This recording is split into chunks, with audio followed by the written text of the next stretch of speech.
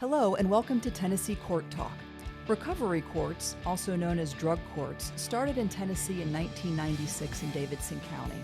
Since then, Tennessee has seen a significant increase in the number of recovery courts. There are now dozens across the state. These courts are designed to provide a treatment-based alternative to incarceration for nonviolent offenders struggling with substance use disorders. But that's the key component: participating in treatment. Are there enough facilities? If not, how do you find and fund recovery centers that work in tandem with the court system? Joining us are Judges Stacy Street, Lisa Rice, and Jim Goodwin. They preside in the 1st and 2nd Judicial Districts in Northeast Tennessee. These judges, alongside local and state officials, work together to identify a unique solution in their part of the state. And we'll start with you, Judge Street. Talk about what was going on in your courtroom and where you recognized the problem. Well, when Judge Goodwin came on the bench, he wanted to start a recovery court in the 2nd District, and Judge Rice wanted to do the same thing. And I was about 18 or 19 months ahead of them on the bench. And when Judge Rice wanted to do a recovery court, an outpatient recovery court, she kind of dragged me along with her. And as we got into it and kind of coordinated our two drug courts and bounced things off with each other, we kept noticing that we had a lot of participants who were failing. And they were failing because Judge Goodwin kind of coined a phrase that they were in the same playground with the same playmates, or in the same sandbox with the same playmates. And we couldn't remove them from that. So in talking, the three of us really talked about the need for an inpatient facility that was a long-term, not 30 days, but an honest-to-goodness long-term solution. The trouble, as always, is funding. The trouble was finding a facility, and the trouble was finding kind of traction for that. So we tried a lot of different options and kept running out of options for an inpatient facility. So when the district attorney generals in the 1st and 2nd and 3rd districts filed a baby doe lawsuit on behalf of a mother and a child who was born addicted to opiates. And it was sort of a novel approach. It was a civil case filed on behalf of the citizens and on behalf of this person. So as that case kind of went along in Sullivan County, we kept kind of pursuing these things. So when it came down to it, and the defendants were finally, they no longer bankrupt, and Purdue Pharma and so forth, Endo ended up settling the case, and in large part because of Chancellor Moody's work in the 2nd District. So those 3 DAs in the 1st, 2nd, and 3rd District, Barry Staubus, Ken Baldwin, and Dan Armstrong, when they got a settlement, it came out to approximately about $20 million for the counties and the cities that participated. And it covers 9 counties in East Tennessee, all the way from Hamlin County, which is Morristown, up to Johnson County, where Mountain City is. So there's 9 counties and a number of little towns and so forth. And the majority of them participated in the lawsuit. So they got a per capita share of the funding. The unique thing about this lawsuit was that they did not have to use those funds for opioid abatement. They could use the funds for whatever they wanted to, sewer lines, water lines, whatever. But the DAs came to us and said, we would like to see this money used for something. And so that was the seed that kind of got us thinking. We thought, well, maybe we could use it for a recovery court. The thing about it is the cities and the counties are so desperate for money in Northeast Tennessee that this is like free money for them. And so we came up with an idea of going to city council meetings, county commission meetings, budget committee meetings in all 9 counties and all the cities and towns in those counties. And every week we were going to 2 or 3 god-awful county commission meetings, and And at the time, all we were saying is, we've got an idea. Yeah. We've got a plan. Please don't spend your money yet until we come back with you. And fortunately, but also unfortunately, if we had done this 10 years ago, they would have probably tried to impeach us from office.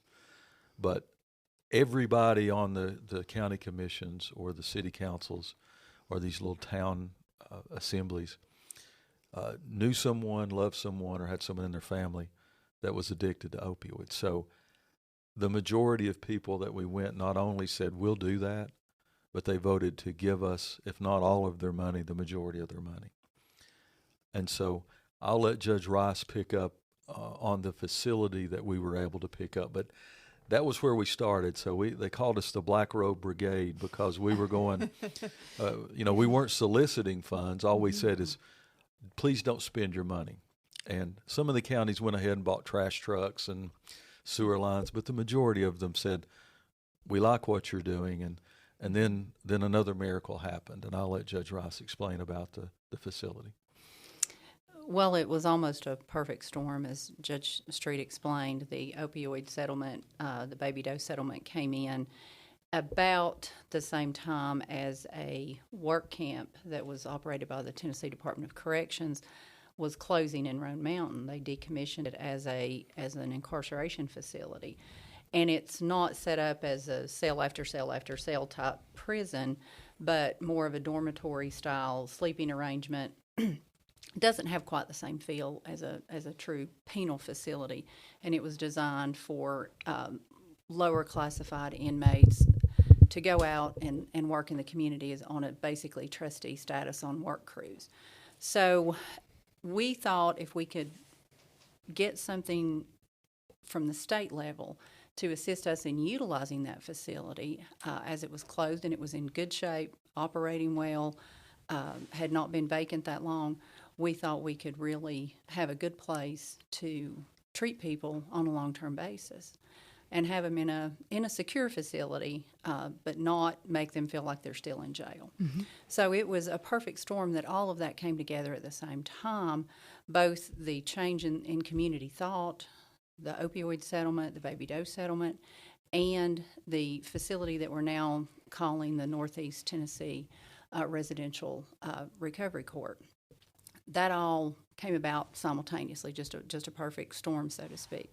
So we were able, with the assistance of one of our state representatives, Tim Hicks, Lieutenant Governor at that time, Butch Ely, and Governor Lee, to obtain that facility. And God bless Governor Lee, he gave us the facility for $1 a year for 5 years. Okay. So with that high-level intervention, and Governor Lee had been involved in a prison ministry prior to him becoming governor. I think he saw immediately the need, and we were able to get that facility at a very low-cost expense and a very favorable lease term. So we started putting our first residents in there in October of 2023, and we have had 2 graduations, and so far every man who has left the facility from the graduation into the outpatient recovery court system have left that mountain with a car that they have paid for from earnings from a job that they have obtained, and have had their driver's license and a job most of the time with insurance and benefits. So they have gone from, in that period of time, typically a year, maybe a little bit more depending on the circumstances, they have gone from being a burden on taxpayers in the jail to productive tax-paying citizens paying their own way, paying their child support, paying their fines and costs. That's extraordinary. Seeing this early success, what is the next step? Judge Goodwin, you're up. Oh, boy. Well, the next step is to have more people to keep growing the program. And I think it's really important that people understand that when these folks graduate, they have, because we make them work. That's not just they go work because they want to. Most of these folks have never worked a day in their life. Or if they have, it's been years and years and years. But they have paid tens of thousands of dollars in fines and costs to the counties where they came from. Mm-hmm. I mean, that's a huge. And child support. And child support. And many of them leave the facility. They don't have a job. They have the beginnings of a potential career because of where they're working. And that's life-changing. That is life-changing. And where we go from here is we try to grow the program. We try to get more people there. We haven't talked about the fact that we have a women's facility as well, which is a different place. Men are in Rome Mountain. The women are in Johnson City. Mm-hmm. And right now, our women's facility is full. We can have 12, and we have a waiting list. Okay. And I could not be more proud of the participants and how well they're doing. We have to fuss at them every now and then, but that's normal. Yeah. But usually Wednesdays, when we go to Rome Mountain and those guys are doing well, that is far and away the best part of our week. Far and away. Describe the facility to me now. I've seen pictures of it. It looks like a prison. There, at least the way it used to look, there was barbed wire everywhere. No, there's still barbed wire. Okay. That's the one thing that we have left that reminds them recovery court is designed to be the last chance before you go serve prison time. Okay. And a lot of these men have been to prison and come back. But there's two reasons that barbed wire is still there. One is it reminds them that you either complete this program, you surrender to recovery, you make it through, or you go to prison. And that barbed wire is there as a reminder, remember this is what prison is like when you look at that fence. Now inside the fence, it's totally different. And it's operated totally different. And then the second reason is that we got a quote and it was like $300,000 and some to try to get it taken away. So every time someone's like, you really got to take that barbed wire away, I say, give us $300,000 and we'll make that happen. It sounds like your hunch or your theory that folks who are dealing with these kinds of challenges need, not inpatient exactly, but they need full-time rehabilitation. They do. Many of them, not all. You can be high risk, high need, and be successful in an outpatient court. We've had, between our two courts, we've had many successful stories. But there are some folks who are even higher risk and higher need on that continuum, and they have to have something different. And the big challenge that I was finding, and I think that they were too, Judge Street and Judge Rice, is that housing in the outpatient court is one of our biggest challenges. Because you have to get them in a sober environment for them to maintain sobriety. I mean, that just has to happen. Yeah. Especially early on. And some of the folks, they're not going to make it if we don't have an inpatient placement for them. Mm-hmm. That's just the way it is. Have to get them out of the old sandbox. That's right. Mm-hmm. And we are taking the highest risk, highest need individuals out of the court system. And I don't know if you've ever seen anyone that is in the deepest throes of IV drug use for years and years. They literally come into court and can look like the walking dead. Yeah. Methamphetamine has destroyed every hope. Their body, their addiction is so strong, they've just given up on almost everything else. And when you see them transform over the year that they're there into someone who looks at the future not as where can I get my next fix, but I'm going to get a job and I'm going to buy a car and I'm going to restore my relationship with my children and my family. You see those goals develop. It's a complete rebirth of these individuals. What does it do for you as a judge to see that walk into your courtroom instead of hopelessness? As Judge Goodwin said, we deal with very difficult cases, very heartbreaking cases, violent crimes, murders, rapes, child abuse on all levels. When we see someone transform themselves because they're given the tools, they just have to pick them up and use them. when they transform themselves in this fashion, it truly is the best part of the job. And it makes everything that we have done totally worth it. It is so rewarding to know that is taking with them. When the flood happened in East Tennessee in September, Roan Mountain, where the men's facility is, was completely destroyed. I mean, there was just sections of that community that were wiped out. Many of our individuals do have good trade skills that years ago they developed before addiction. Carpenters, plumbers, electricians that were gifted in those fields. They totally supplied the labor to rebuild a church there locally and helped elderly people who had no one to help them clean out their yards and giant trees that were washed into their driveways or obstructing their house. They went up and did community service to help that community and just did an amazing job and were so proud of themselves for being able to offer that.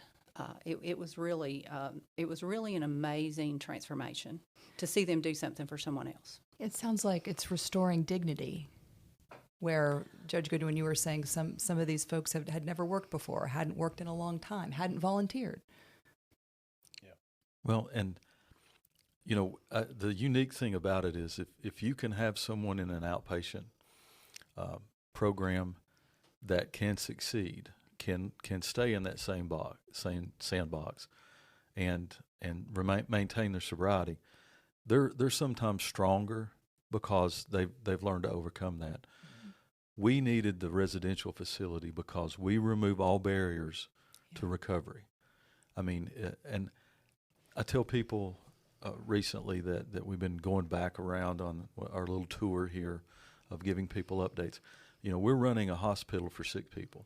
It is 365 days a year, 24 hours a day, 7 days a week. We take care of every need that they have, medical, and they're all sick. They're some of the sickest individuals that you will see. Their years of drugs have killed their kidneys, their heart, their brain, their livers, and so we deal with all of the medical with a partnership with East Tennessee State University, the College of Medicine there. We have a contract with them. We take care after they've reached level 3, they can begin employment. And, pre-COVID, you could not get a felon a job, any kind of substantial job with an honest-to-God paycheck. Well, when we started this program, and we take none of their money, we make them maintain 25% for savings. Okay. The other 75% goes for child support, court costs, and fines. And the rest of it is their money, and we take none of it. We were able to find some of the largest employers in East Tennessee with some reputable companies that people go to work for and retire, and they have benefits and 401ks. We've even had a couple that have worked for the state of Tennessee at the state park that is in Roan Mountain. And they love our employees because we drive them there on a van. Okay. We pick them up. They never miss. They're drug tested regularly, and they maintain that they're the best employees that they have. We also have partnered with TCAT, and our each of them have been certified, OSHA certified, workplace certified. So TCAT actually comes to the facility and teaches them. So we remove all barriers. So they can make it through that program, or they leave us no other option but to send them on to the penitentiary. And that's what makes it different. They focus on nothing but their treatment. Mm-hmm. And what makes our facility different is that with the baby doe money, with grants that we've received from the Tennessee Department of Mental Health and Substance Abuse, it costs the participants, and we've got about 40 men up there now. We'll have 60 by the fall, and then the 12 women. It costs them zero. It costs them nothing to go into this program. And so it is a lot of work. It's more work that probably in hindsight, if we had known how much work it was, we probably would not have done it. But it's like raising a child. It is the greatest blessing in the world when they succeed. and it's a heartache. It's a kick to the gut when they don't, but it's well worth it, and it's went beyond our expectations because the governor has been at our facility 3 times. Both of our United States Senator Haggerty and Senator Blackburn have been there. We also were honored to have Chief Justice Holly Kirby come and spend a lot of time with our participants in the men's and the women's facility and address a fundraising benefit that we had. And about a month ago, Justice Bivens came and spent all day long with us, and face-to-face with those hardened felons at the prison, sat down with them and talked to them and looked them in the eye, and did the same thing with the females. So I don't know if in Roan Mountain in Carter County, Tennessee, that a Supreme Court justice, other than maybe Penny White years ago, has ever even been there. But that's how cutting edge this is. It's a unique situation, but I think it is a model that could be rolled out with all of the empty state buildings and so forth that are there. It's something that we're trying to make sustainable, and our only goal is that it outlives us years and years and years. That was going to be my next question, is do you see this as a potential model statewide and maybe for other states who have been grappling with some of these same issues, especially in the Appalachian regions? The worst of the worst, they cannot be rehabilitated in an outpatient facility, and they can't be rehabilitated in a 28-day program and come back out. You have to remove all of those barriers. And the only way you can do that is, and we have a tremendous treatment team. We have seasoned veterans, master's degree level and doctorate degree level, that are with them every single day. And it takes the time that is necessary for the brain to heal and to learn new skills.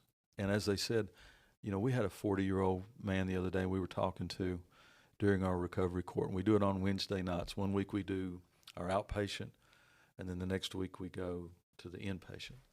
He's 40 years old and he never had a checking account before. Wow. And some of them have never seen their Social Security number or a driver's license. And so, and we've bought more teeth by dentures. We bought more hearing aids and glasses and haircuts. And it gives them a sense of pride.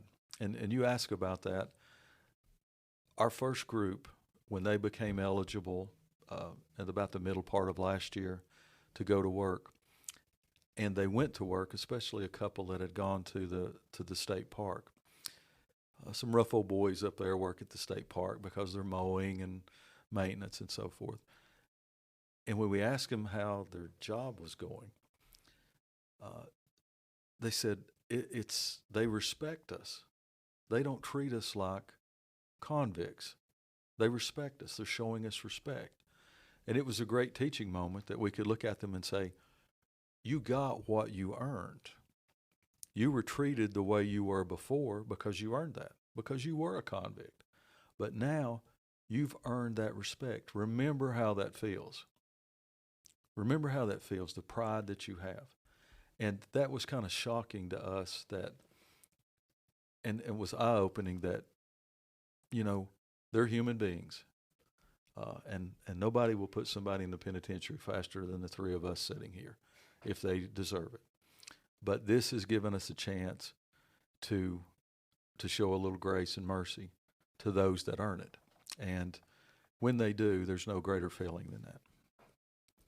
One of the things I'm taking away, hearing you all talk about your communities and the court and the state, everybody working together, that this is really the tie that binds, or these folks that, you live there, you work there. It's not about politics. It's about serving the community. And I'm going to shut up and let these two talk, but this is what I tell people. 10 years ago, when I would go into Walmart or go to a ball game or go to church or go somewhere, people would come up and say, when are you going to start putting these druggies in jail? We don't need another druggie daycare. We don't need hug a thug. You need to put them in the penitentiary. jump forward to now, and when we started this program, those same people came up to us and they said, well, my grandson or my niece or my daughter, they're not a bad person, but we don't want them in our home. They need help. Mm-hmm. Can you help them? At the time, all I could say is we can put them on probation. If they don't, they're going to go to the penitentiary. And that's the only options we had. Programs such as this now give us options. So the opioid epidemic, more importantly, substance abuse now, because opioids are a thing of the past. It's except for fentanyl now. It's methamphetamine in our area is extremely bad. It is so bad that it touches everybody's life. So people can now relate to that as opposed to saying, well, I just want people to get help. And I think that's the tie that makes what we do different than anything that's happened in the past. Judge Rice, any closing thoughts? As far as closing thoughts and your comment about where the programs like this should go and rolling them out, it is a lot of extra work for probably an already overworked judge. But I would encourage any judge who is not involved in a recovery court to give it serious consideration, because these programs do work and they do make a difference. We have graduates of our outpatient programs who are working now as peer recovery specialists, helping other people in the throes of addiction, and they know the walk and the tactics and the things that are used to get around true treatment. They can call those folks in treatment on the carpet quicker than someone who hasn't been in their shoes. And there's a bond and an understanding there between those folks that I think sometimes makes a huge difference. So I would encourage any judge who is working in this realm and sees the need to do what they can to start these types of programs. There's a lot of heartbreak, there's a lot of work, there's a lot of administrative issues that come with it. But, for example, one of our graduates who probably about, I would say 6 years ago, was literally naked in a ditch with a needle in her arm, near death, has since graduated the program, finished her BS degree, got a master's degree, and bought a home, and is working in the field at the master's level in the recovery community. That's with incredible. A full-time job. We have people working for our treatment provider, Families Free, at both our outpatient and inpatient facilities, who have previously graduated our program. Okay. And these people can become successful. They can become productive citizens. They can help other people, and they do it, and they're committed to it. And anything that the judiciary can do to move these types of programs along in their communities, I think is really something that is valuable as a judge and rewarding as a judge. Judge Goodwin? I'm not sure I can add anything to what they've both said. The participant has to get to a point where they want to receive treatment. They everybody talks about hitting rock bottom. They have to. They have to get to a point where they, and I said it before, they surrender to treatment. They want it. And when you get the person there, or get a person who is there, then all the things we've talked about today can make a really positive imprint on that person's life. And I too would encourage, if you're a judge, and I can't imagine that there's any judge in this state at any level who doesn't recognize the need. And I've told people this before, and people look at me like I'm crazy, but this is a really, really bad time to be a drug addict, because fentanyl has changed the landscape. Yeah. Because it takes just a small amount that you don't know is there, and it will kill you. I can't tell you how many orders I've had to sign over the last 2 years dismissing cases because the defendants are deceased. I don't even have a count, but it is several a month. And if there's a judge out there and you're on the fence, I would say find out where the nearest drug court is and go visit that judge, visit that court. It'll be the best thing you ever do is on the bench. Judge Jim Goodwin, Judge Stacy Street, Judge Lisa Rice, thank you so much for sharing the process of how all this came together, and the future of the Northeast Tennessee Regional Recovery Center. This is really encouraging. Thank you for coming on Tennessee Court Talk. Thank you very much. Thank you for having us.